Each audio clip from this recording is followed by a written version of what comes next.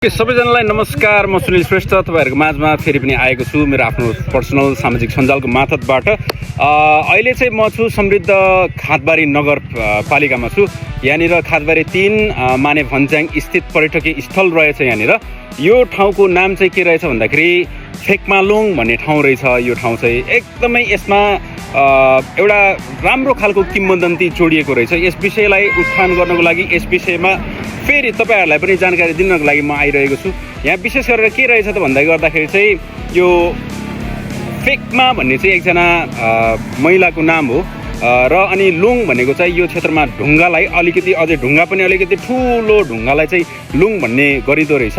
यो उहिले लोरुङ जातिका टेरियाङपा भन्ने नामको एकजना बिजुवा रहेछन्। अब बिजुवा भनेको चाहिँ अब हाम्रो भाषामा भन्नु पर्दाखेरि धामी झाँक्री झारफुक गर्ने व्यक्तिलाई चाहिँ बिजुवा भनिदो रहेछ।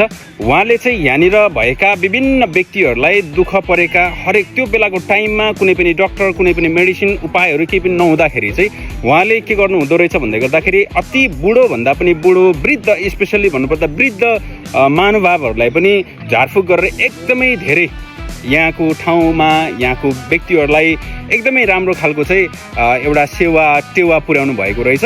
र उहाँको 2टा छोरी रहेछ, जेठी र कान्छी छोरी रहेछ।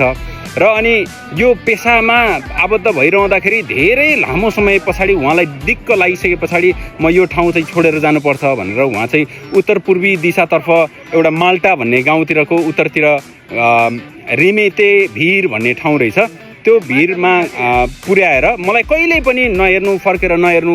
यदि मलाई फर्केर हेरिहाल्यो भने तिमीहरूले मलाई फर्केर हेरिहाल्यो भने फेरि के हुन्छ त बिजुवा उत्रिनेछ भनेको मतलब धामी झाँक्रीहरू उत्रिनेछ। मलाई कहिले पनि फर्केर नहेर्नु। त्यो पेसाबाट उहाँ चाहिँ आजित भएर आफ्नो छोरीहरूलाई चाहिँ त्यो खालको एउटा सन्देश दिएको अवस्था रहेछ। तर पनि यो फेक्मालुङ भन्ने यो जुन चाहिँ यो फेक्मा भनेको ठुलो छोरी र अनि त्यसमा लुङ भनेको ढुङ्गा ठुलो ढुङ्गा यहाँ आएर आफ्नो बुबा कहाँ छ के गरिरहेको होला भनेर यो ढुङ्गामा आएर हेर्ने भएको कारणले गर्दाखेरि यहाँ यो ठाउँमा चाहिँ अझै पनि बिजुवाहरू चाहिँ उत्रिरहन्छन् आइरहन्छन् भन्ने खालको चाहिँ किम्वदन्ती रहेछ। एकदमै राम्रो यो खातबारीलाई के पनि मानिदो रहेछ भन्दै गर्दाखेरि रुद्राक्षको राजधानी भनेर पनि मानिदो रहेछ।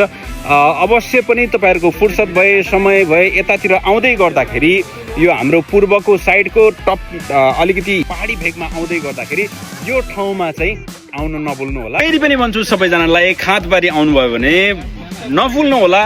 फेक्मालुङ दामी छ, एकदमै राम्रो छ। यहाँहरूको उपस्थितिले यो ठाउँलाई थप अझै माथि पुर्याउन सक्छ। यहाँ स्थानीय पर्यटकहरू त एकदमै